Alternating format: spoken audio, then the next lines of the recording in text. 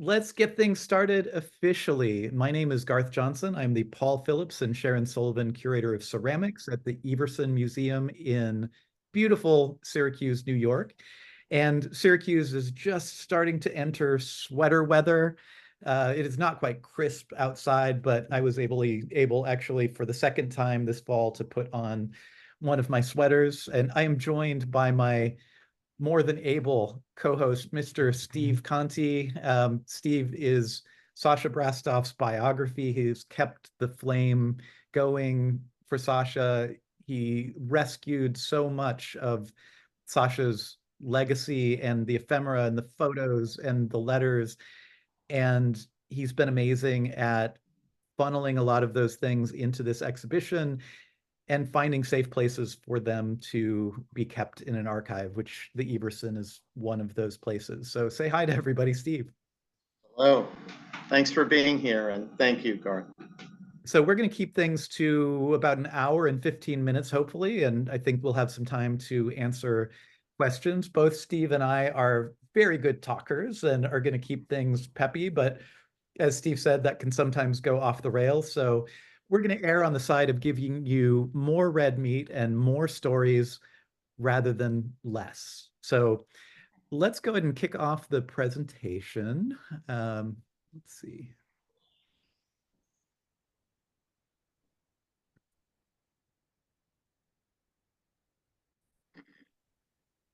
All right, everybody. So officially, Sascha Brastoff, California King, opened to the public last Saturday and is in its very first full week. The reaction from the community in Syracuse has been terrific.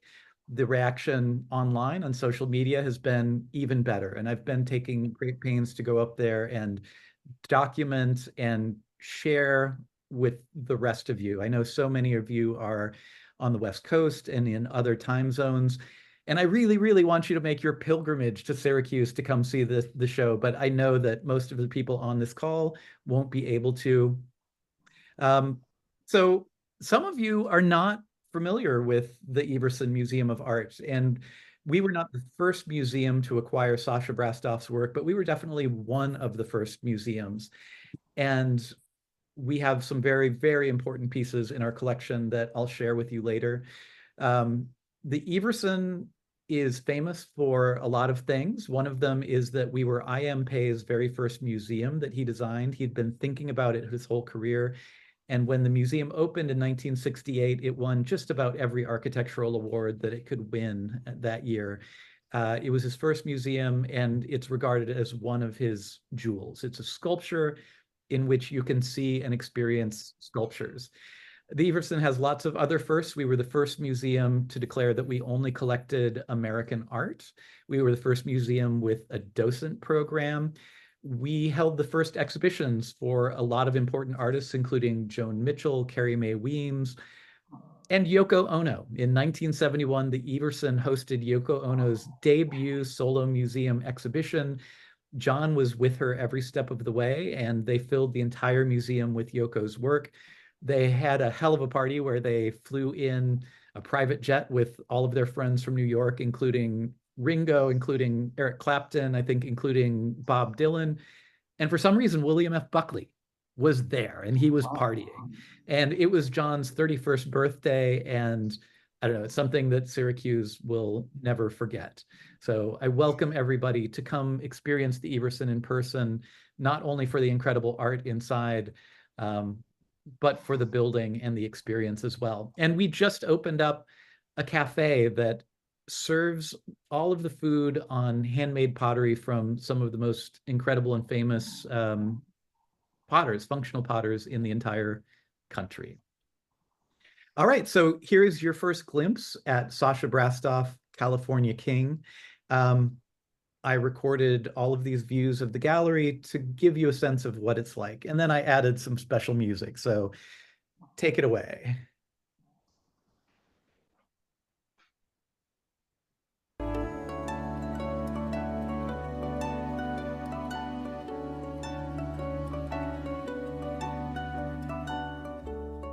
And I have to give a huge shout out to the collector, Dr. David Newmarker from Cleveland.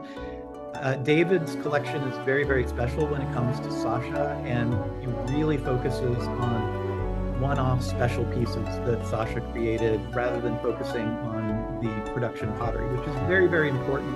And we'll talk about it, and we're showing some incredible pieces, but it's really amazing to get to focus on the entire artistic output. All right, music's getting jazzy.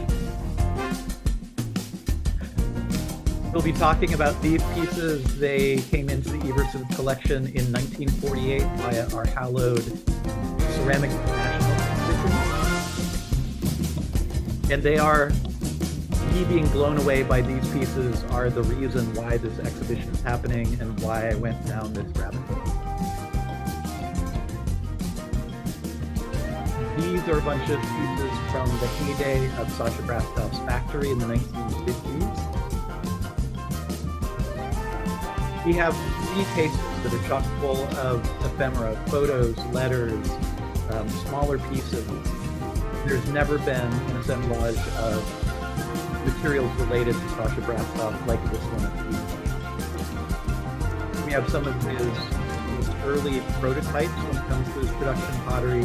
We'll be talking about his magnesium sculpture. We're not going to talk as much about his styrofoam planters, but they were an incredible part of his work. We are going to be showing 3 clips from his documentary, and the documentary came from right around 1970, and it really hasn't been aired since it originally aired on television. We're going to get to see some of the first people to see some clips. We have an array of Sascha's jewelry that we'll talk about when we finish things up. Taking one last little look at some of the incredible production pottery. We have Roman surf ballet here.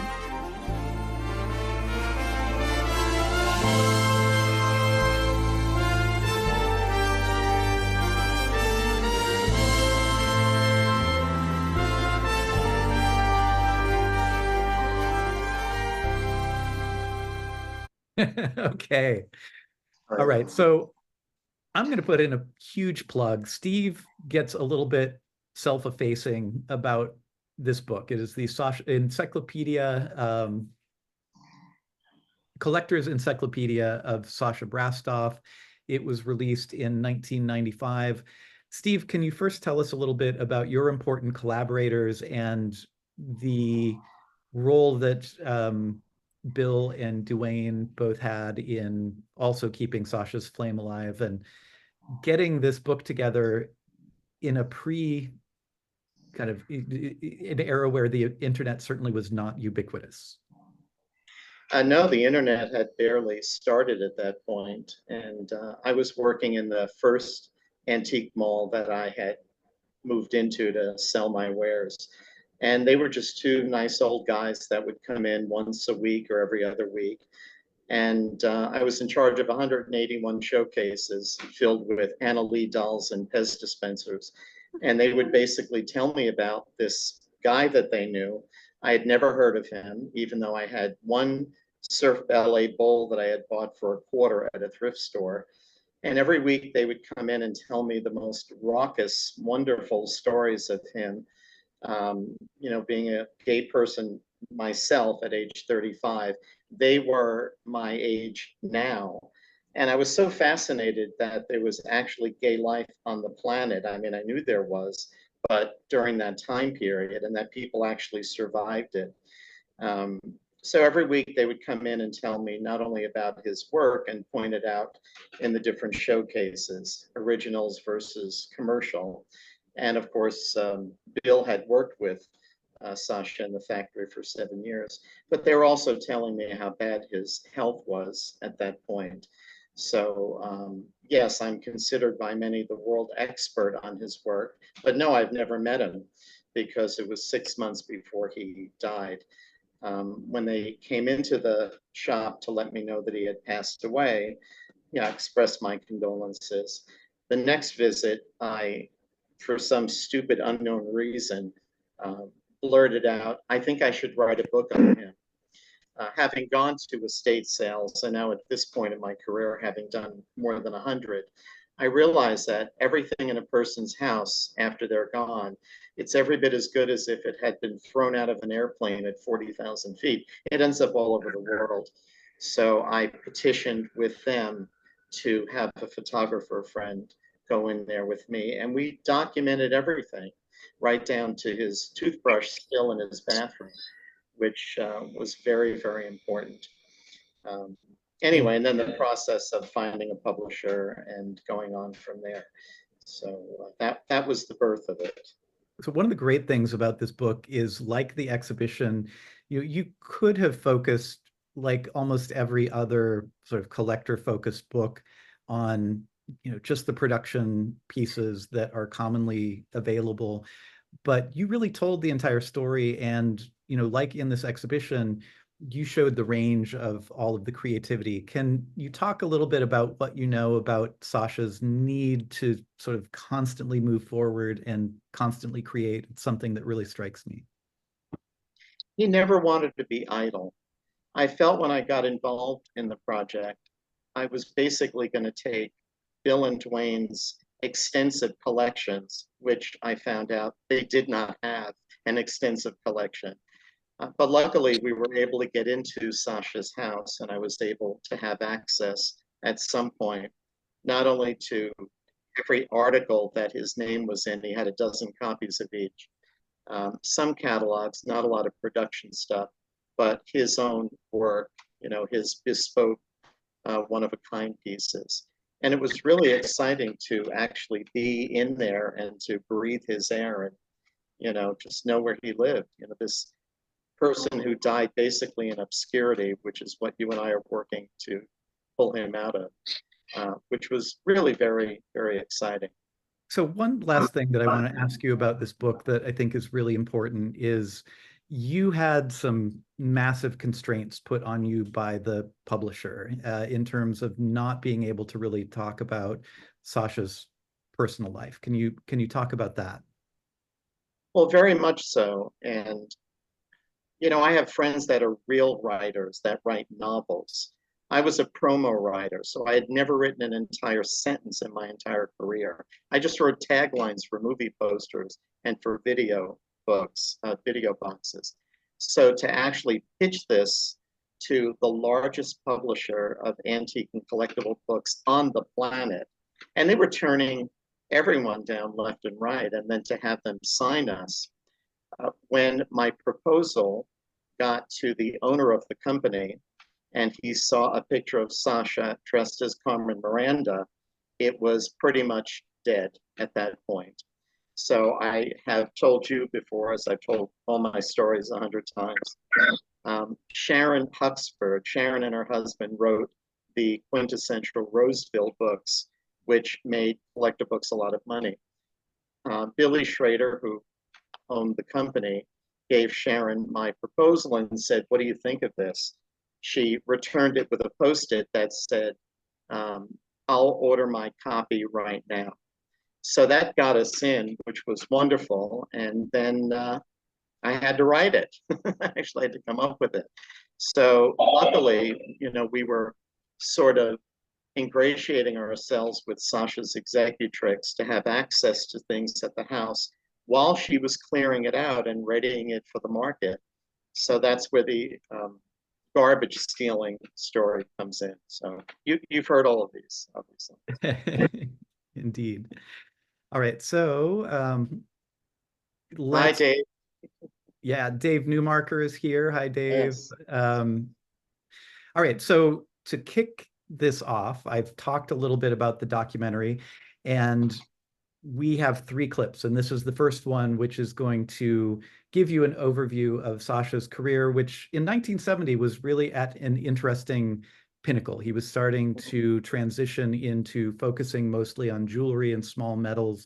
And he also did some other mass market collaborations with places like the Franklin Mint. But you will get to see Sascha for the first time right here.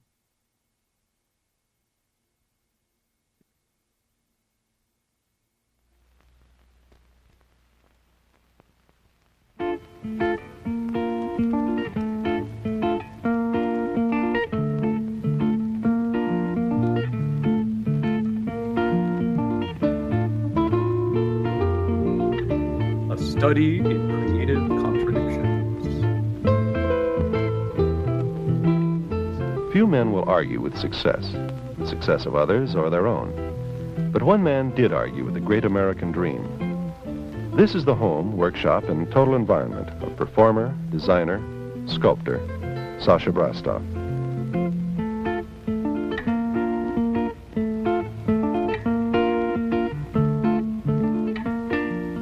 For more than 20 years, Sascha Brastoff operated a highly profitable factory that manufactured ceramic ware for an international market. I did ceramics for like 22 years. So I ended up with a factory a block long, 200 employees, and the years flew by. Finally, it reached the point where I was not able to really express myself as a sculptor. It actually became a little too commercial for me. It got too big for my own integrity. You see, I wanted to go back to sculpting as a fine art where I didn't have to worry about the time consideration or actually what I was doing. I wanted to go back to what I had in the past. This piece on the wall, it goes back about 25 years ago. This was all constructed out of flat copper, beaten, shaped, welded. It must have taken at least 6 months to do. I don't even remember now, but I was really lost in my own little world. And to me, it was the challenge of building up forms from flat sheet copper, ending up with sort of a sea creature type of thing. Sascha Brastoff contradicted his own commercial achievement to return to the deeply personal rewards of creative art. After he sold the factory, for 8 years he saw ceramics that he had not created going out with his name on them. He began to feel like a non-person, for there was only a depersonalized product with a trademark, Sascha Brastoff. Now he not only needed time to bring forth again the craftsman and the artist, but time and effort to regenerate his creativity and buy back his own name. All right, so there's a little bit of creative embroidery there in terms of the storytelling. We'll talk a little bit about Sascha's exit from the factory, which was not exactly him deciding that he needed to go on to different creative frontiers, but I don't want to get ahead of ourselves. All right, so the exhibition is divided into 7 different categories, and we're going to kind of stick to that structure today.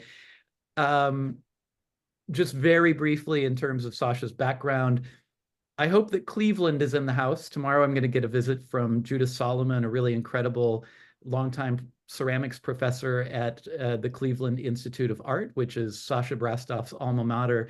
And we actually had someone from their alumni association reach out today so that they could publicize this exhibition for the alumni for the Cleveland Institute of Art. But very briefly, Ron, can you, Steve, can you tell us about the Sascha Brastoff's background in Cleveland and his high school and early education?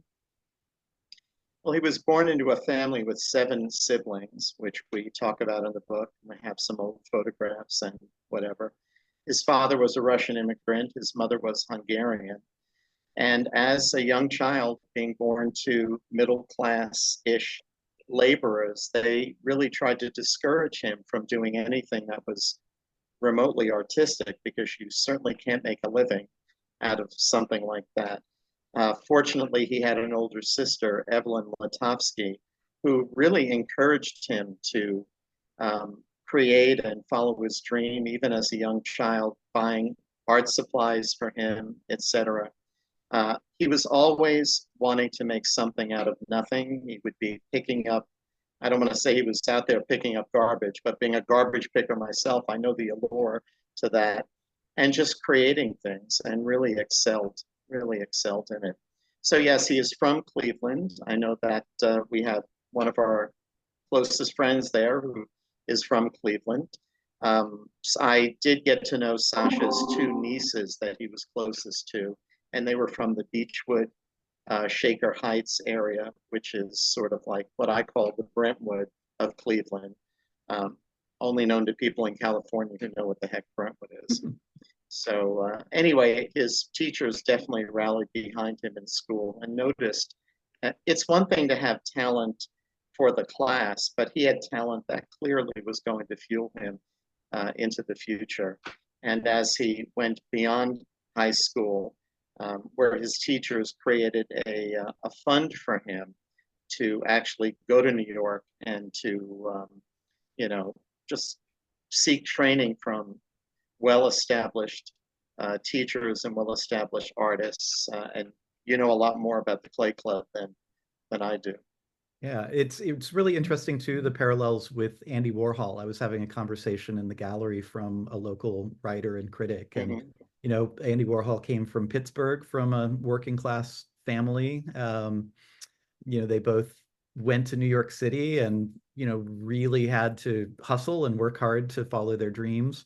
So Sascha winds up in New York. He becomes a window dresser at Macy's, which is, I'm sure, not the easiest gig to get. And, for a young queer kid right out of school, I think a pretty plum thing to be able to do.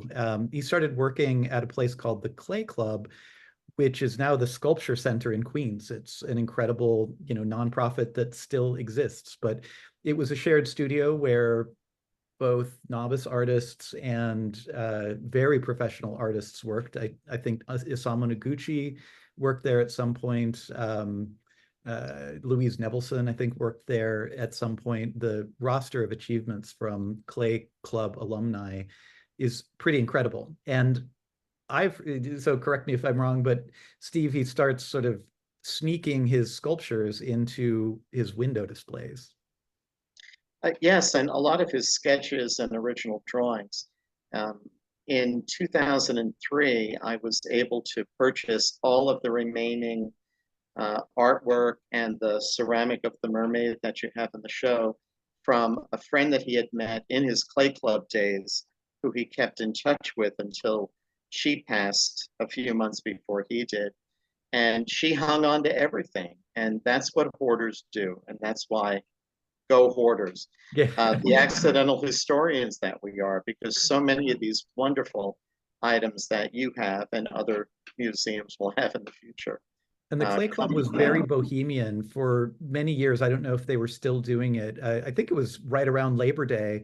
They would go out to Governor's Island or one of the outlying islands, and they would take unfired clay and collaboratively make a large sculpture. And there's some footage that still exists of this, and them drinking red wine out of jugs and dancing. And so this proto-bohemian world was something that Sascha Brastoff was a part of before the folk scene in Greenwich Village and sort of other bohemian scenes. And certainly he was a part of kind of the Christopher Street queer world in New York, which I can only imagine what it was like for him to move from Cleveland to New York to experience this. It was a very welcoming world for him, and he fit right in, exactly. I've shown to you, or maybe you have the other photo of him shirtless, wearing a pair of Oshkosh overalls with his capuchin monkey sitting on his head. I mean, that's pretty bohemian. You don't even see Dolly doing that. No, brother had swag, I think, from the very beginning. So Sascha Brastoff, he's hustling. He's working so hard. I mean, I think you write in the book that he's taking clay home and working from his kitchen table. He constructs all of these different sculptures that are very much a part of what was happening in the broader ceramics world pre-war, figurative sculpture. And in his case, he's applying like a real sense of kind of whimsical childhood toy aesthetics for these. But he's taking on some heavier themes, like, the war is looming on the horizon. And lots of sculptors, not just Sascha Brastoff, were doing representations of Europa and the bull, which I think definitely had some geopolitical implications. But he's given an exhibition at the Clay Club's gallery. He creates dozens of pieces, and this is the invitation for it. We've got it on view in the exhibition. And can you tell us a little bit about the reaction to the show, Steve? Well, let me get back to the invitation. What you have is the original prototype that he did. This is entirely hand done on scratch boards, so it's basically cardboard covered with black crayon. The detail is incredible. Having seen the Whimsies in person, and to say that literally none of them exist, the only one is the one that you have hanging on the wall now, is really incredible. Their detail, every scale on her, um, on the mermaid and all the other fish in her hair, whatever, each piece just beautifully applied. The fact that that survived all of these years. There were 37 different ones which had sort of whimsical and maybe double entendre kind of names to them. I had all the original photographs. There were 37 in the show. Eventually, all of them sold out, but they didn't just sell necessarily to tourists who were coming through. Nothing wrong with tourists, but Peggy Guggenheim, legendary Peggy Guggenheim, bought pieces, and they sold into major collections. So these were purchased by concerns who could buy anything they wanted.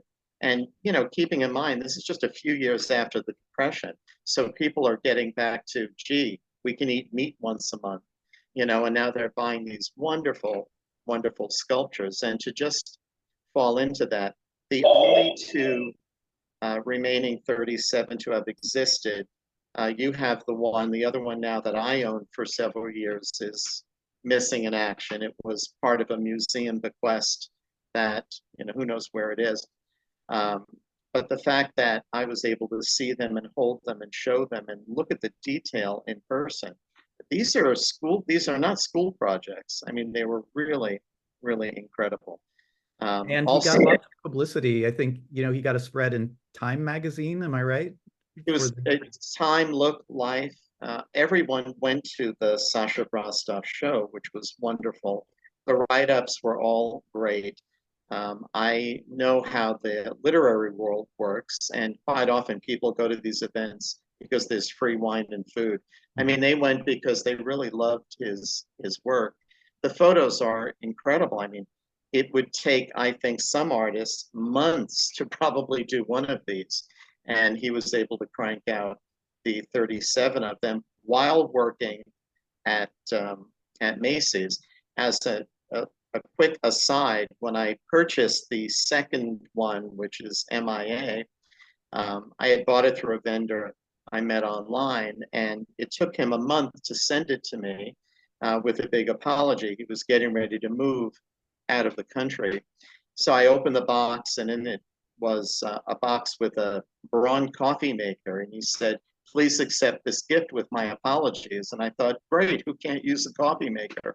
So I opened it up, and in it was the only known original whimsy from Macy's that's in my book.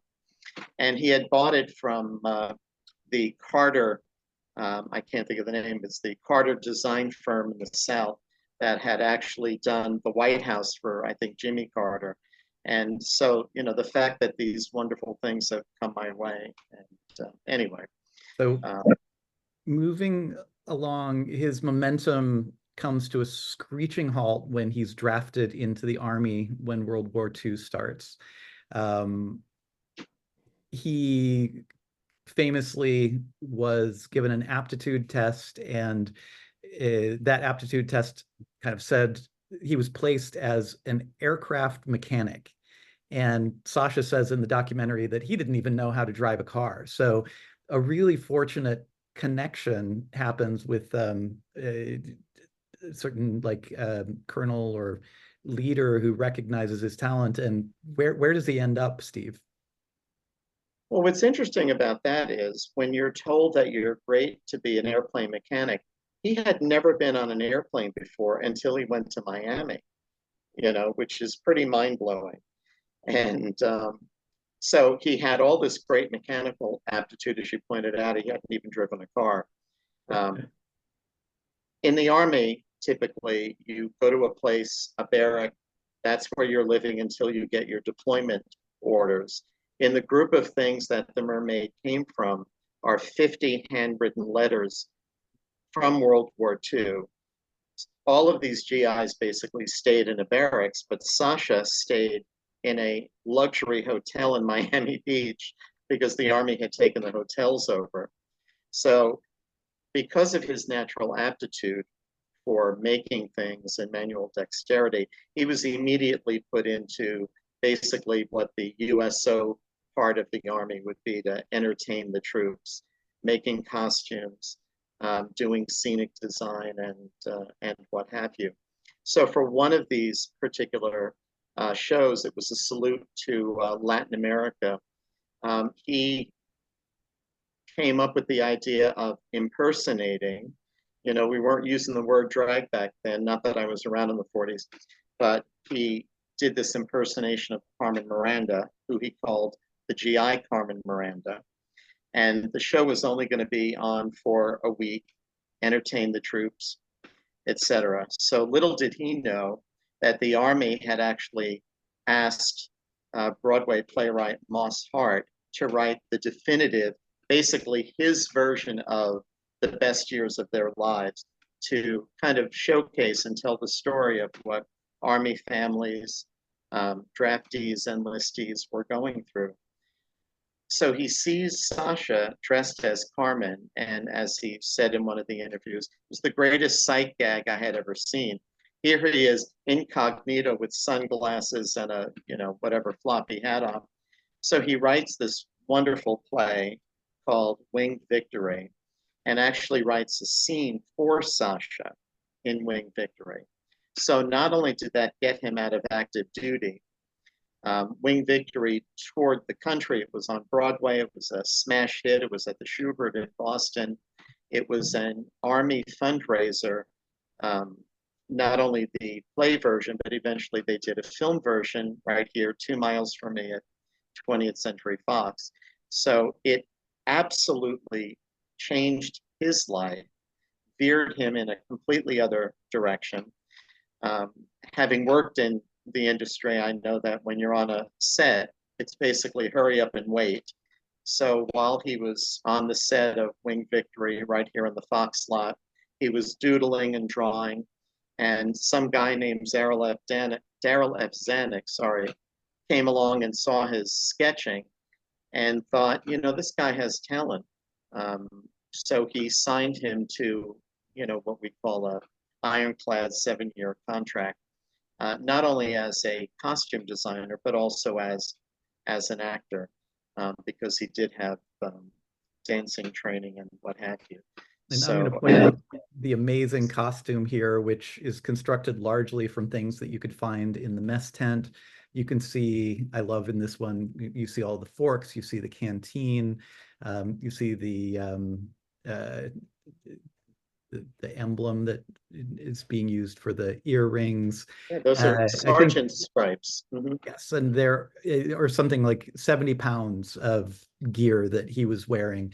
I actually have a clip from the movie Winged Victory, and you will get to see a little bit of Sascha performing as GI Carmen Miranda, and that clip is in the Everson exhibition as well.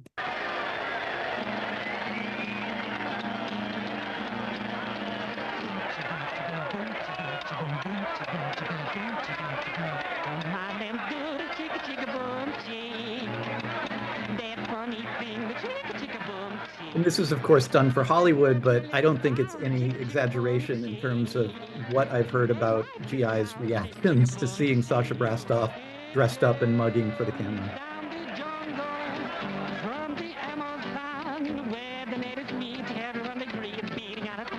And he could move in that 70 pounds of gear. He could move on those platforms. It's not easy. He's wearing Herman Munster shoes in that clip.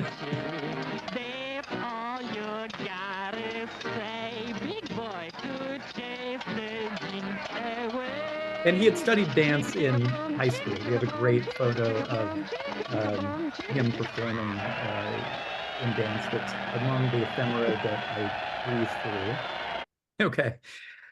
So, Steve, you mentioned that he's discovered by Darryl Zanuck, who sees him sketching, and before he even exits the Army, while the war is still going on, he's hired by 20th Century Fox and allowed by his higher ups to do all of the costume designs. And I think he actually builds these paper costumes for the actors in this movie Diamond Horseshoe, which stars Betty Grable.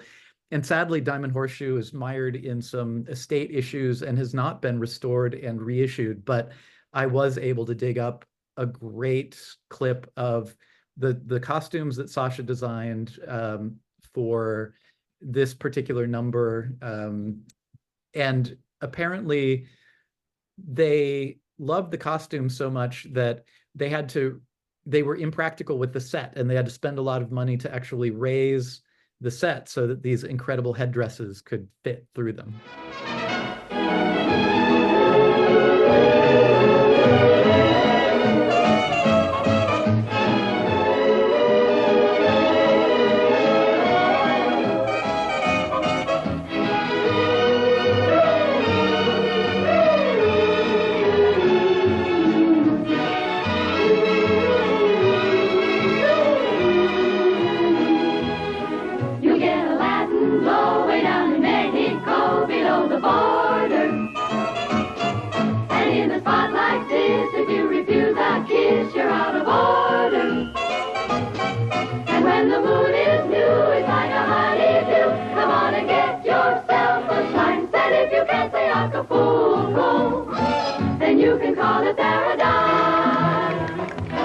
All right, so happy to be able to share that with everybody as well. So you could say that he passes that audition with flying colors, and he's given his contract with 20th Century Fox and gets on an airplane and flies to Los Angeles to take on a new life. One of the first movies that he does when he lands in Hollywood is for the real Carmen Miranda. And I hope everybody noticed the photo that I kind of breezed through of Sascha performing with Carmen Miranda. And Steve, there's a kind of a famous quote from the real Carmen Miranda from the first time that she got to see GI Carmen Miranda. Can you remind us of it? Yes, she refers to him as Soshint Brastoff for Sergeant Brastoff, because he was promoted at that point. And she says, he is a phony me, and he's more like me than me. So she was instructing him on all of her. I mean, it's like Marilyn Monroe instructing Jimmy James on how to do her, in theater. And of course, they became great friends, which was wonderful. She was very flattered by his performance of her. He did 3 films at Fox, as you mentioned, Diamond Horseshoe with Betty Grable. Unfortunately, Winged Victory is also tied up in the same legal snafu, so there are no decent clips of that. The other film he did was called Razor's Edge with Gene Tierney, who was the #1 star at Fox at that time. He worked under the tutelage of Oleg Cassini, famed designer. So once again, this is the life of Forrest Gump. He keeps hitting pay dirt with these unbelievable situations. So we also have to point out something that had to be danced around a little bit in your book, Steve, which is during the war. Actually, it was during the production of Winged Victory, he meets Howard Shoup, who becomes his future partner in business and in life, as they say.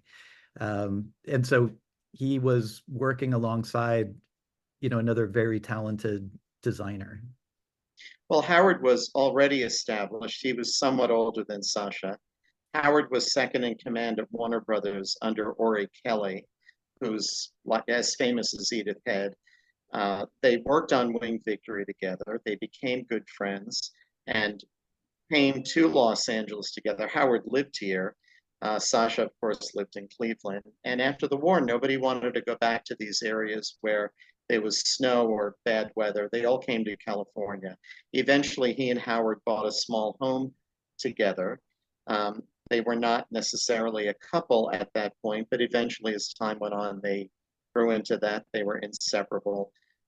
They worked on projects together, and as we will get into later on, had businesses together. So yeah, they were together from 1940 until Howard died in 87. All right, so here is another clip. I'm going to show you a little clip from If I'm Lucky.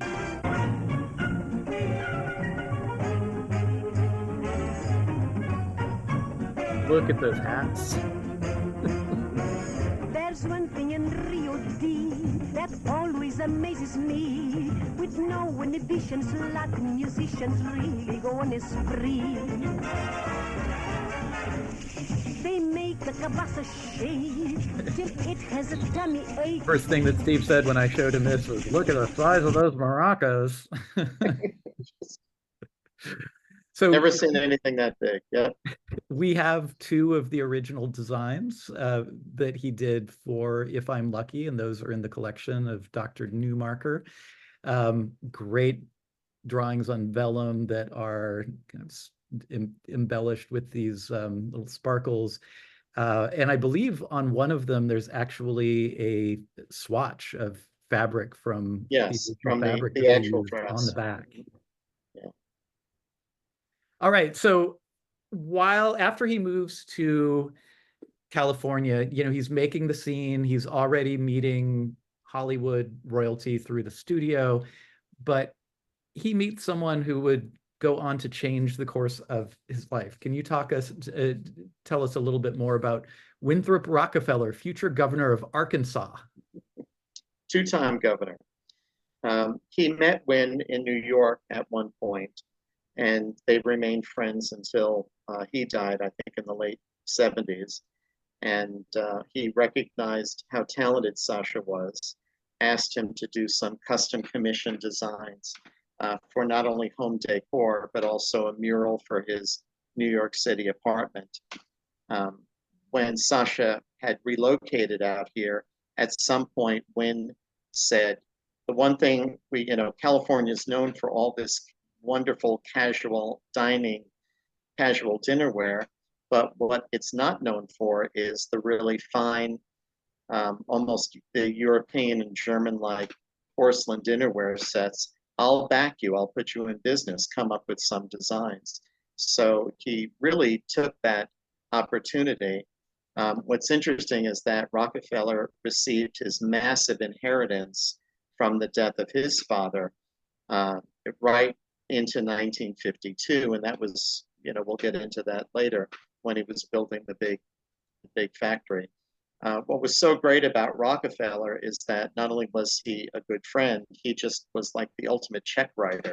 He just said, whatever you want, we'll do. And for an artist, that is pretty much carte blanche. So he helped Sascha get out of his contract. And as you and I have discussed, Garth, on so many occasions, getting out of a 7-year ironclad film contract is like canceling a mob hit on you. They didn't let anyone go, especially if you had talent.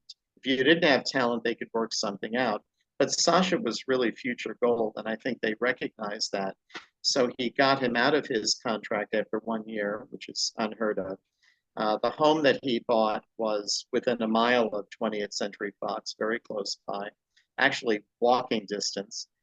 And so Sascha set up shop in a small metal Quonset hut, again, walking distance from his home. He was in there for several months and taking orders, from celebrities. He was selling things, but here he is, a force of one, creating entire dinnerware sets, which obviously takes time. So this is pretty much when Rockefeller said, I will back you, found him a factory, hired some employees. It's what I call the second factory, which was basically in the same area, West LA, West Los Angeles. For locals, they'll know the area. And there isn't a pottery story that's ever been published that doesn't include a typhoon, a hurricane, a massive earthquake. What was it? Van Briggle was destroyed by a mudslide at one point, all the formulas. So the factory Sascha was in burned to the ground. And that leads us up to this picture when Rockefeller receives his inheritance millions and millions of 1952 dollars, not millions of dollars today, and hires a premier architectural firm to basically build what is a city block size factory that is really incredible, an incredible working environment. As you want to take it away from there. Yeah, we'll show that factory in a moment. And one thing that I have to say is it's pretty apparent we're showing some very early prototypes in the exhibition that were ambitious in terms of scale. They have imperfections in terms of the glaze fit and some other like little things. They're beautifully, beautifully designed, but I get the impression that the early days of Sascha Brastoff's factory in the Quonset hut were a little bit chaotic. So one of the things that I really have to give Winthrop Rockefeller credit for is he professionalizes the organization. So with the big infusion of money comes the hiring of experienced ceramic executives and decorators and chemists and people who absolutely know what they're doing. And so there's a great leap that takes place around 1952 in terms of the quality and really the business side. But I want to back up just slightly and talk about this time period in 1947 and 1948 when Winthrop Rockefeller is really pushing Sascha Brastoff to spread his wings and go into ceramics. This is how I came to Sascha Brastoff, and Peter Held is on this call, and Peter Held curated an exhibition at the Everson Museum of Art that is all about West Coast art. And to his credit, he included the 4 pieces that we're going to see here, which were created by Sascha Brastoff in 1947 or 1948. And he entered them into the Everson's Ceramic National Exhibitions. And I'm tooting my own horn here, but the field of contemporary studio ceramics was built by the Everson. I don't need to be humble about this. The Everson hosted the first national juried exhibition for ceramic artists. It started in 1932 and they kind of ended in 1972. But the Everson launched the career of nearly every major 20th century ceramic artist. And so getting your work into the Ceramic Nationals was a huge coup. What was an even bigger coup was taking one of the major purchase prizes, which Sascha Brastoff does. So you're looking at 4 different like 11-inch coupe plates. They canapé plates are in Sascha's parlance. And they're really incredible. They have these surrealist influenced monsters that are grotesque and amazing and quite sexual. We talked a little bit about the fact that this is the time period where Salvador Dali comes to Hollywood and is like designing for Hitchcock and other movies. And there's a real, I think, frisson between the sort of the surrealists and Hollywood that's happening right in this time period. So Sascha Brastoff is very much a part of this. Night Ride. So like I said, it takes one of the largest awards in the Ceramic Nationals, and then his work is actually toured around the country to different museums, like the Cleveland Art Museum is one of the places that regularly shows the Ceramic National exhibitions. The De Young in San Francisco is another institution that often took in the Ceramic Nationals. The Metropolitan Museum of Art loved to take the Ceramic Nationals. So I can't say enough things about how weird and how terrific these pieces are from a technical standpoint as well. You can't quite see it, but all of the fine lines in here are gold that is applied with like a very fine pen. So he takes that momentum, and that's one of the things that leads him to start the Quonset hut factory and to really go all in when it comes to ambition. Thanks to Dr. Newmarker, we have a couple of really amazing examples of Sascha's Western art. And in the little text for this, we talk a little bit about Tom of Finland and body culture and masculinity. And I think these are all things that Sascha Brastoff is winking at a little bit. And these pieces are definitely part of the spirit that led us to call this exhibition California King, which, I think winks at several different ideas. Mm-hmm. So I don't know, look at that bottom, everybody. If anyone here is an Orville Peck fan, we've talked a little bit about Orville Peck's thighs and how much his own physique kind of plays into queerness and Western culture.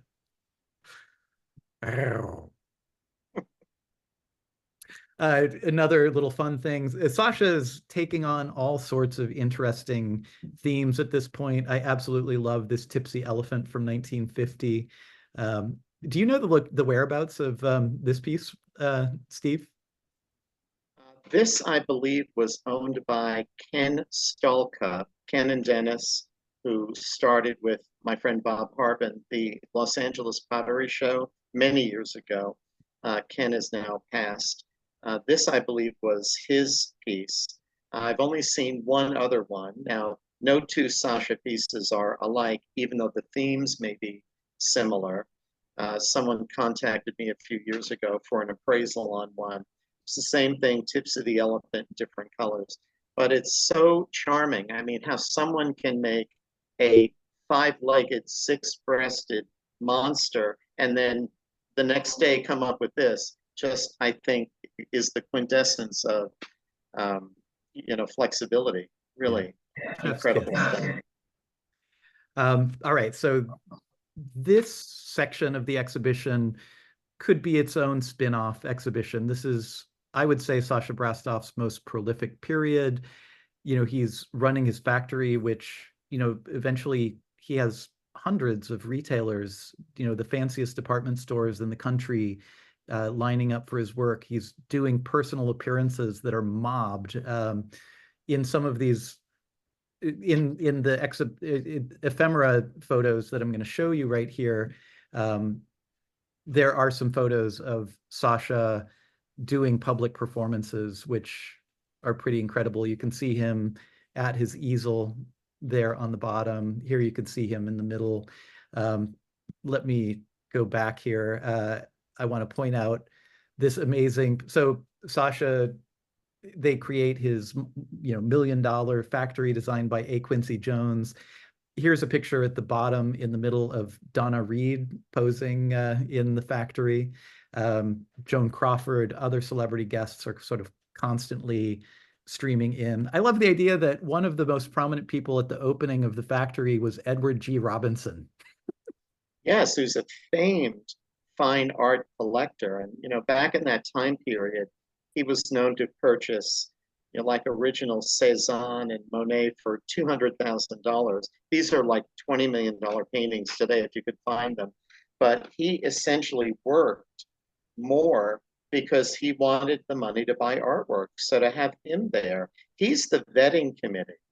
And that he took such an interest, and obviously I opened the book with a quote from him. He was just really enthralled by Sascha's talent. Sadly, this factory was torn down. It doesn't exist anymore, right? Well, having lived in LA for over 40 years, through the 80s, there wasn't really the Los Angeles Conservancy or the movement to save, any piece of sidewalk where Marilyn Monroe threw her gum at some point has a bronze plaque on it and whatever. But back in the 80s, they were just ripping stuff down. At one point, this became a Chrysler dealership. Now, being a car nut, I think I'd love to see those Imperials, poking out the window. I did manage at some point to locate, this is all pre-internet, on the phone using a phone book, the gentleman who ran the wrecking ball to knock this building down. Now, this would have been, now the photo that you're showing, I believe, is a Julius Shulman photograph. You're absolutely and right. all of Shulman's work was purchased by the Getty. So the fact that I got it into the book before they got their hands on it is pretty amazing. But they knocked the building down. As an extremely ironic aside, one of my closest friends, his cousin owns this piece of property now. They're the Palm Wonderful people, pomegranate people. And it's one city block, which is amazing. They Their building is a little bit east of that. They knocked the building down and they put up a skyscraper. And but what a shame! It's amazing. I'd love to know where that sign is now. Yes. Just anything from it. So there's some really amazing photos of Sascha, usually with a cigarette in his mouth or in his hand, very glamorously painting. And this is something that I think Steve impressed on me from the very beginning. You know, he had at some point 100 workers doing the decorating and the pottery work in his factory. But Sascha was constantly out there on the floor, hand decorating, and correct me if I'm wrong, Steve, but there's a certain signature that lets you in on the fact that pieces are hand decorated Sascha pieces, right? Right. Everything from the factory was hand done, essentially. Yes, there was transferware. There were pieces like the Star Steed carousel horses that started out as a template, which was airbrushed and then filled in. But that factory had a full apartment, full living quarters in it for him. But he was so sociable. Now, when you show him smoking cigarettes, these are cigarettes that he bummed off of people. So not only did he enjoy working on the line, he was out there eating their lunch. This is the boss of theoretically a multi-million-dollar factory.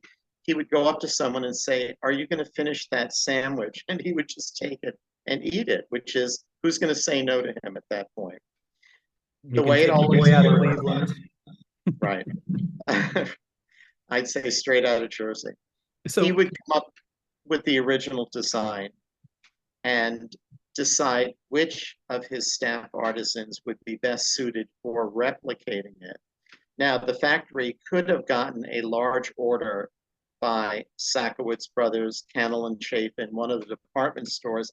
He would be out on the floor doing what he considered production work, not the higher end original Sascha B stuff. He enabled his artist to sign his name, Sascha B, because he was Sascha B. But what people don't understand, and it's hard to impart that through the book, I can do it now on video, is that there are Sascha B signed pieces out there that are his originals, but they were done basically as part of the group effort. And what difference does that make? Well, it's a huge difference in that the $7.50 ashtray that he did, he was retailing for $200 back then with his own bespoke design on it. Very sociable, and it helped morale tremendously to have him out there cutting up jokes. I mean, he would have been a dream to work with. Obviously, Bill C.A. was there for 7 years and loved every moment of it. I mean, it was one-liner after another after another. He enjoyed when the tours came through from out of state. But, you know, here's a guy that, how's he going to get fired for being a little too effeminate when he's the boss? You know, he really was able to let his hair down and be himself. So as ceramics curator, I want to put in a word here for the technical quality of the output of the factory during its apex in the mid-1950s. So Winthrop Rockefeller helps hire ceramic experts who help him develop an incredible porcelain, which is no mean feat, it's a really incredible achievement. So there's a photo in the ephemera case of of how translucent the porcelain is, and you can see one's hand through it. These two series, particularly Roman coin, you know, is heirloom quality, very, very high quality porcelain, china sets. And a big shout out to Ulysses Grant Dietz, who was the longtime curator at the Newark Museum. He brought in a Roman coin set in the Newark Museum because this is very much museum quality, you know, work. So it's very important that we have these kind of in the heart of the exhibition. Here's an incredible early piece from Dave Newmarker's collection entitled Bird Lady, 1950. I believe it's porcelain, and it has all of these incredible sort of feathers and this texture, making up the piece. Absolutely kind of a piece that builds on the, I don't know, surreal quality, but has kind of an odd folk art quality to it too. Yes, and tell them how large it is. Oh my gosh. So yes, this piece is about I don't know, 22 inches, It's 24 inches almost tall. 2 feet Yeah. exactly. It's amazing. So here's a little cavalcade of some frothy plates. This Cheshire Cat with tridents is Love one of my that. absolute favorite pieces. Here's a great photo of the factory. So they had top of the line equipment, and you're looking at a Jigger Jolly machine, and it has a spinning wheel, and then you put a plaster mold in it and put a ball of clay in it, and then the apparatus that you see gets sort of closed down on it, and it forces the clay into the mold at a high speed. And that's how the forms for a lot of his pieces were created. And it's still a very sound way for dinnerware factories to make their work. Sascha in the mid 1950s branches out into large scale metal sculpture. You saw a little bit of that in the beginning in the documentary. This particular piece was created for one of Winthrop Rockefeller's properties in Arkansas, right, Steve? It was for one of his office buildings. When Sascha got into doing welded metal sculpture, it just seemed that the more dangerous it was to do something, the more appealing it was to him. So as we go into this and with the movies and whatever, he was just fascinated by it, and no template, everything freehand. Maybe he did a sketch. His Etch-a-Sketch was his brain. He knew exactly what he wanted to create. This at this time was really the first public displayed piece. He had done large scale pieces, 2 other pieces for the Rockefellers. Everything in the show that we're going to talk about now were items that he eventually was going to sell. And right around this time, he sort of takes a left turn and puts a lot of his energy in the factory into creating one-off metal sculptures, and even has a solo exhibition within the factory of metal sculptures. But right around this time, well, I mean, he's embedded in Hollywood and well connected. So one of my favorite factoids is the fact that a lot of the background sculptures in this particular set in Forbidden Planet are livened up by Sascha Brastoff pieces. And I think you've told me, Steve, that the piece that's in the center here has actually passed through your living room, and you helped to find it a new home. Pretty much everything has been here at one point, which is part of the fun. Yes, I had found that by accident in Beverly Hills, bought it, brought it home. There were 5 different large-scale welded metal sculptures used in the film Forbidden Planet. 2 of them I had here at one point. Prehistoric fish, which was Sascha's version or interpretation of a coelacanth, which is an actual prehistoric fish that was discovered in 1938. That's the large one in the courtyard outside of the home. This fish here, then there were 2 others in the back. What's so cool is that Robbie the Robot, who recently sold at auction, is serving these earthlings coffee on using a Surf Ballet coffee server, which, this is the 24th century, and so little Surf Ballet demi-tasse cups. As one does. Exactly.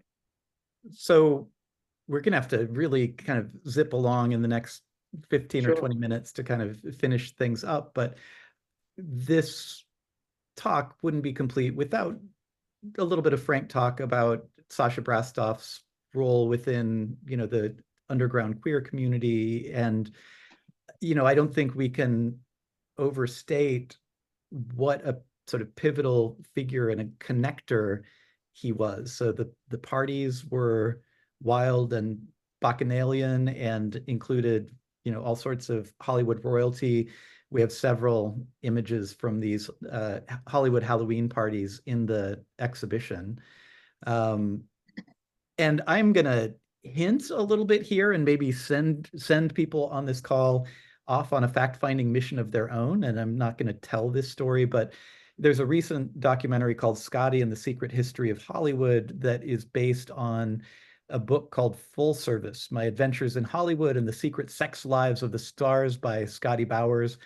And undoubtedly there's some hyperbole and some tall tales in here, but Sascha Brastoff actually makes an appearance in the book. And there's a particular story about an encounter with the Los Angeles chief of police. And I'm not going to tell this anecdote because maybe it's not my place and I can't verify it. But if you want a good saucy story, pick up Full Service, My Adventure in Hollywood by Scotty Bowers, and you can get a little bit of hot goss about Sascha Brastoff. By the way, Scotty Bowers was a gas station attendant who became sort of a madam to the sort of closeted gay community in Hollywood and could always connect any celebrity looking for a hookup with a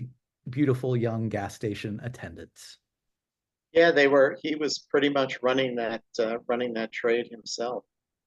The exhibition does contain a few bits of Sascha Brastoff erotica, particularly by the late 1950s. Sascha had a pretty good sideline in creating private erotic commissions for friends and collectors. So thrilled to this penis dish, which is on display. And Steve helped to shepherd this into the exhibition. It was a separate loan.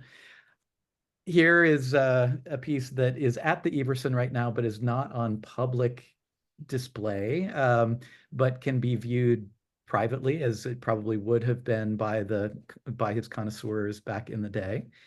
And finally, a little 6-inch enamel tile from around 1960 that has two extraterrestrial amphibians, as Steve likes to put it.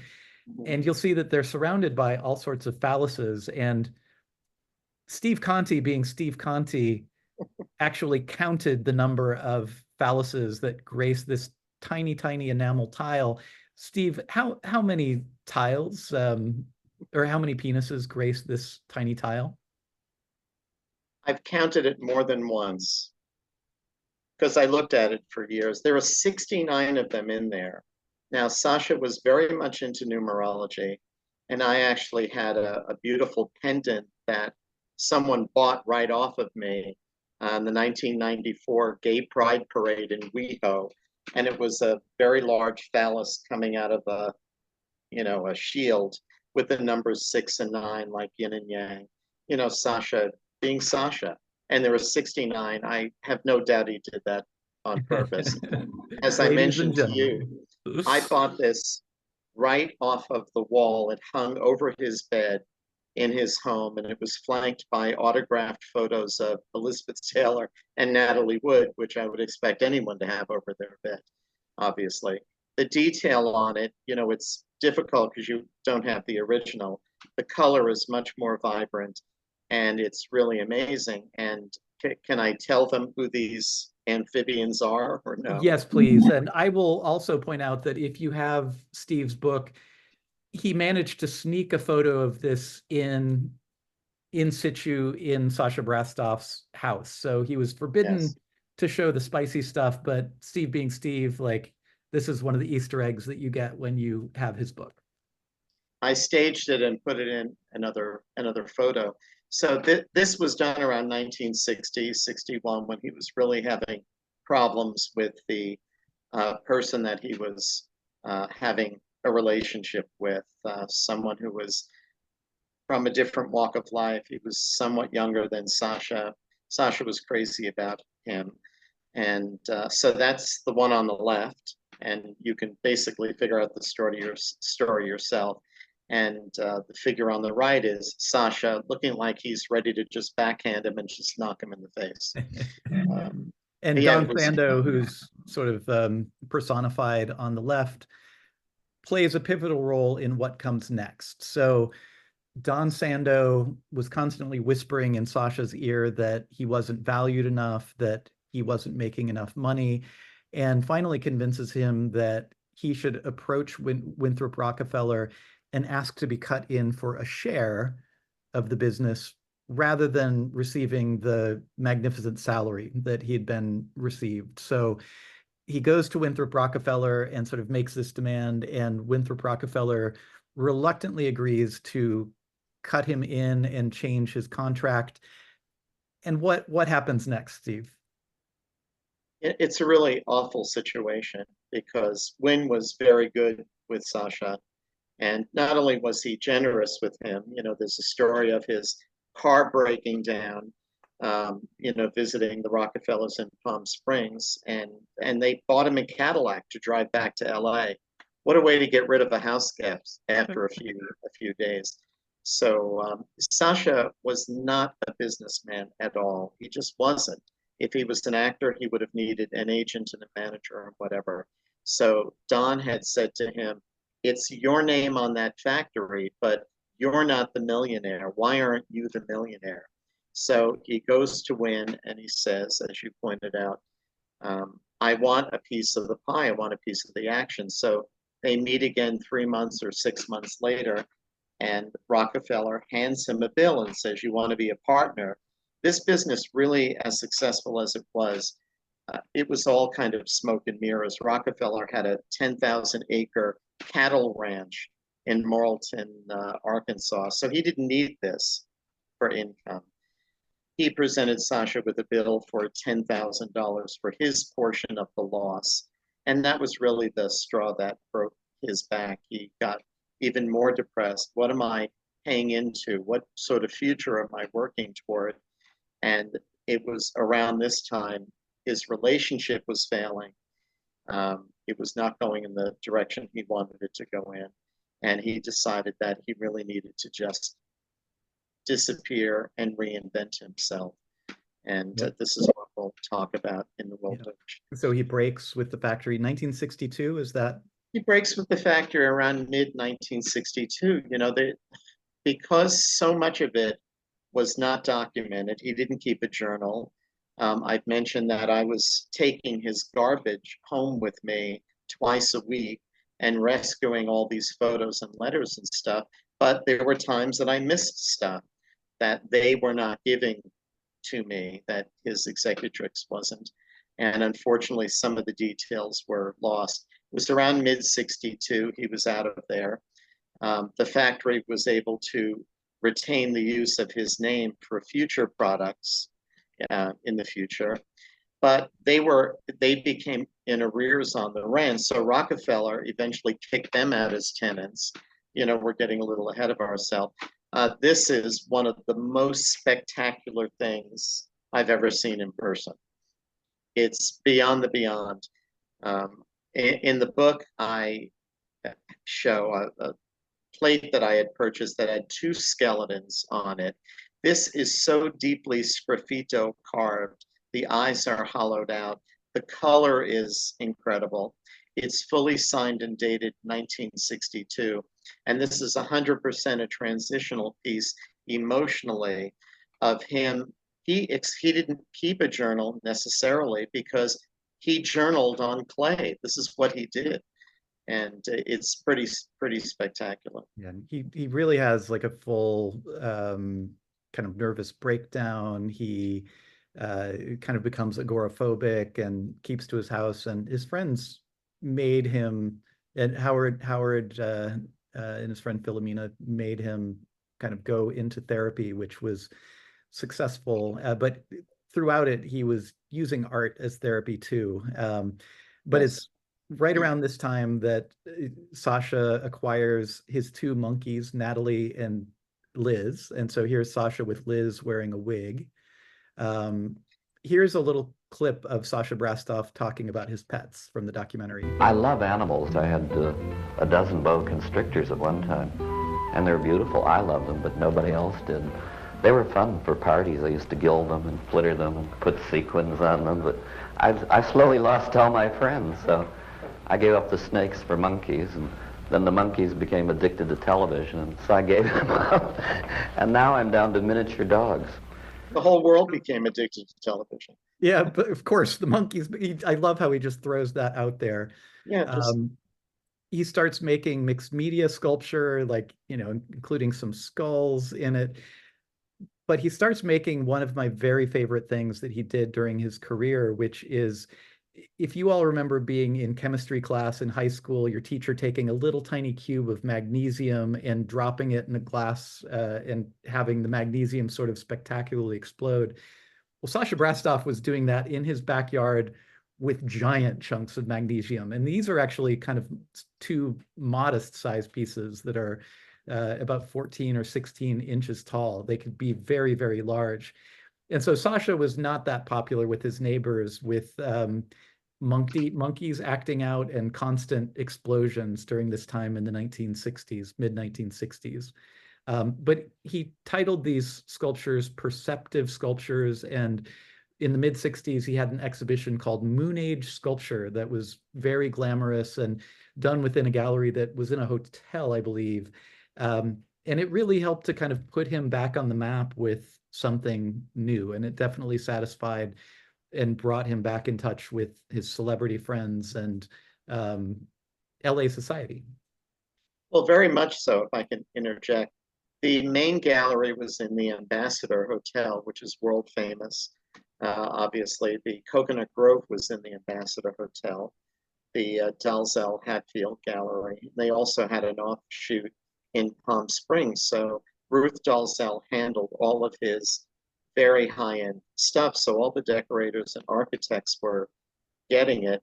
In 66, when he was doing the perceptive sculpture, he actually hired a publicist to really beef up the parties. I mean, everyone knew who he was at that point. And I think I shared with you, I had his personal phone book, which was a who's who of who wasn't. It really was incredible that I pulled out of the garbage when they tossed it out. Really amazing. So yes, and he's doing the pastels here also. It was all painting and metalwork in this The period. exhibition has a great little section of the pieces that he kind of did as art therapy in the mid-60s. I'm obsessed with this. This is maybe my favorite drawing or my second favorite drawing from the exhibition. And it's done, I think, with highlighters and ballpoint pen, which he goes on to kind of explore in his own drawing, but sort of psychedelic folk art. And this is about as psychedelic as Sascha Brastoff gets outside of his jewelry. So sadly, I'm going to have to kind of zip through this, Sure. but it's also a really incredible period where Sascha Brastoff starts to make large-scale metal sculpture again. He's given some large commissions, and he starts moving his career in the direction of making small metals and jewelry. This is a look through the final cabinet of the ephemera. You see some perceptive sculptures. We'll talk about the Esplanade briefly, which was kind of a boutique that he created along with Howard Shoup and some others to sell artwork. He was doing things like light switch plate covers. There are a variety of photos here of him and friends and his medals and some of the pieces that he did for editions for places like the Franklin Mint. This still exists. This is St. Augustine by the Sea in Santa Monica. It's an Episcopal church. And Sascha was hired, even though Sascha was Jewish, he was hired by the rector at the church to create this elaborate cross when they had to rebuild the church after an arsonist had burned down the original. And he also creates candelabra and all of the other sort of ecumenical pieces that adorn the chapel. And you can still go to St. Augustine by the Sea. Steve recently paid a visit to kind of check in on it. And it's all there still, and incredible. So, and the jewelry. Yep. So here's a selection of the jewelry, and I'm going to play you the last little clip where Sascha Brastoff is actually talking about the lost wax technique that he uses to build these pieces. And they were sort of bifurcated. These are costume jewelry, but he also kept his hand in doing fine jewelry commissions out of sort of better gold and, one-offs for clients. This is one of my, what I call miniature sculptures. It's an interesting concept, my miniatures, because it's a halfway step between sculpture and jewelry. Like that jacket. No sculptor I know of has the technical ability to even cast something that delicate, but because of my working with actual jewels, I have little secrets and tricks for this. Is a mermaid in a shell, sort of, but look at the intricate detail and look at the abstract form, which really isn't abstract at all. She is in the middle of a royal, what I call a royal dolphin. It's a fish shape, but as it turns, it's pure sculpture. It changes into a wave, and it becomes a mermaid in the wave. And to cast this technically, this was done in one piece with all this fine detail.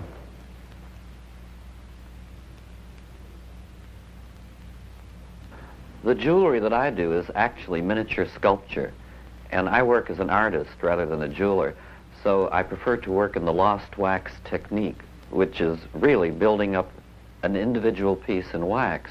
Consequently, I can only make one piece, but that's what I prefer to do.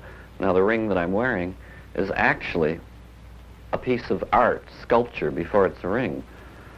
Now, in the lost wax, you can do the most fantastic detail, and as you can see, it really is a piece of sculpture, but only one. And over the years, I've been working with wax for like 20 years. I've developed my own vocabulary.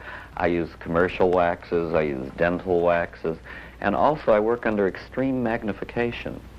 This will blow everything up to a tremendous scale. I have many tools that I use, but I always end up just using this little torch and a simple needle, which I sharpen to a very, very fine point. Then I can literally control the wax with the needle, so I can control each drop, how it melts. Now you can see the whole idea. I will start building up more detail on this similar type of ring that I'm doing. I love this so much. For some of the fine detail, I've had this very thin wax made as wire, so I can just do it as a spool of wire, but this is all the most minute wax, and I do it drop by drop and build up.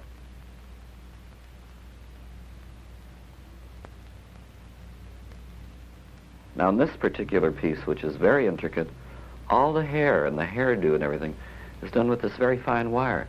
And I had this wire actually executed for me, so I didn't have to stop and use little pieces. And a lot of people don't appreciate the finished result, but my whole theory is wear a work of art, jewelry second. All right. So I'm going to wind up the jewelry section with my very favorite thing when it comes to the jewelry, which is Sascha Brastoff was one of the very first artists to start working with holograms or holographs. And, this is before, I think, National Geographic and those really great holographs that were on the front of National Geographic. But he would actually have to create these small models that were then scanned and photographed and turned into the holograms using like a laser technology. But these are so groovy. And there is one of these in the exhibition, but medallions that were created by Hummel work that there are some great photos of Sascha and others wearing it at parties. And hopefully during the opening for the exhibition, the party, which is going to be on September 20th, there will be a few holograph pendants worn. There may be. So it's during the late 1970s that Sascha Brastoff is diagnosed with prostate cancer. And he would sort of slowly battle prostate cancer throughout the rest of his life. His art really goes into decline, and eventually he gives up his jewelry practice. But he was someone who was relentlessly creative, who sort of was always working, and he left behind from some of his last artworks in the 1980s, these incredible drawings and sketches of older men drag queens. I had a friend who did drag that always called it skag drag, when it was like a little bit of a, kind of masculine 5 o'clock shadow version of drag. And so you get to see these really amazing caricatures of aging men in their fabulousness. Well, he being one of them. Yes, absolutely. And there are photos of Sascha, like, during this period, still doing the drag. Still doing the drag. And I told you the quick story that he would get dressed like that and go shopping. Oh. And one day someone came up to him and said, "Aren't you Ida Lupino?" And he said, "Of course I am. Who else could I be?" So Sascha. Amazing. So Sascha sort of continues his decline. There was an incident in the early 1990s where supposedly someone who was out of their mind on drugs randomly assaulted Sascha while he was working in the garden in front of his house and nearly beat him to death. He was able to recover somewhat from that beating, but I think it really hastened his decline. And he wound up succumbing to cancer in, was it 1992 or 1993? It was February 4th, 93. We never knew the true story of what happened with the beating. He was just out there in the garden. And Philomena, nobody knew. She had just left him. And a half hour later, the police called her at home.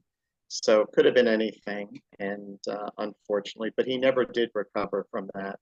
Basically, he was over radiated in treatment for the prostate cancer. So it made him sicker than if, he had just not sought out any treatment. He was very uncomfortable all the time. And that reverted him back to the agoraphobia and not wanting to leave the house. So I guess, in closing, I just wanted to say that, Sascha passes away in 1993 and his legacy was kind of at a low ebb. Steve has talked about his family, throwing lots of his ephemera,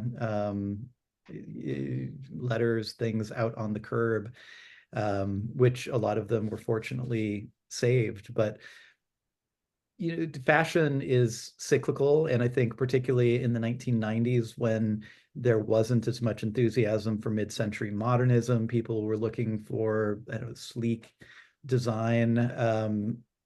Sascha's star really waned to the point where me, as someone who came into ceramics in the mid-1990s and certainly was aware of design and mid-century modernism, I didn't know anything about Sascha Brastoff until I went down the rabbit hole after finding the pieces in the Everson's collection. But I think that's all changing. I think thanks to the people on the Sascha Brastoff collectors group, thanks to museums around the country who are exhibiting and collecting Sascha Brastoff, I think there's definitely a new wind when it comes to his appreciation. And I think we're in a moment where our appreciation of Sascha Brastoff is very holistic, wrapping up, his incredible personality, his achievements, his place within sort of Los Angeles and Hollywood royalty. In the documentary at the very beginning of this, you heard the commentator, the narrator, calling his house a total work of art.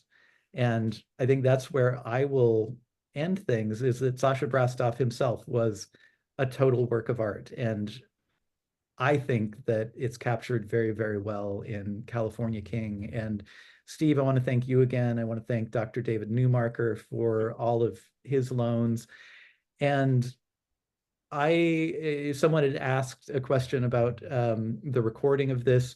I will try to get it up on YouTube, and everyone who's registered will get that link, and feel free to share it, and we'll be putting it up on social media. I hope that this is a valuable bookend to the first Zoom session that Steve and I did during the pandemic. And I think, with the exhibition, everything is so much richer, and we were able to show some amazing things here.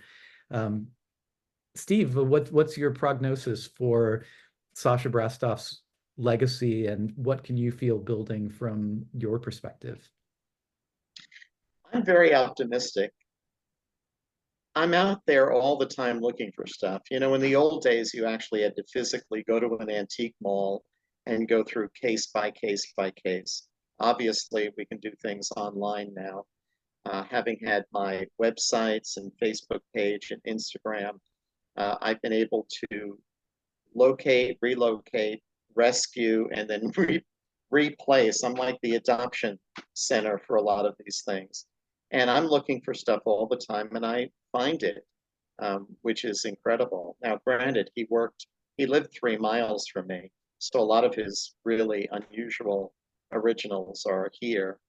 But I'm very optimistic. I mean, anytime I go into a house for an estate sale or work at the donor group where I work, you just never know what's going to come in. And he worked constantly, which is amazing. So, and the fact that there are now some designers, they claim they're inspired by it, but they've actually ripped off his designs. I went into Chelsea Passage one day in Beverly Hills, Barney's, before they closed it, and there was Roman coin that was being produced by one of the Limoges factories. You know, the way the copyright laws work, if you just change any design that is not secured or copyrighted, change it 10 or 15%, you can say it's your own design. So Jonathan Adler has done that. He's taken figural pieces, the giraffe or the llama, and made a lamp out of it and whatever. There are interior designers like Kelly Wersler, who I knew 30 years ago as when she started out, and she's embraced surf ballet, which I think if you embrace anything, that's great, but it's common and readily available. And she puts it in all of her installations, which is wonderful.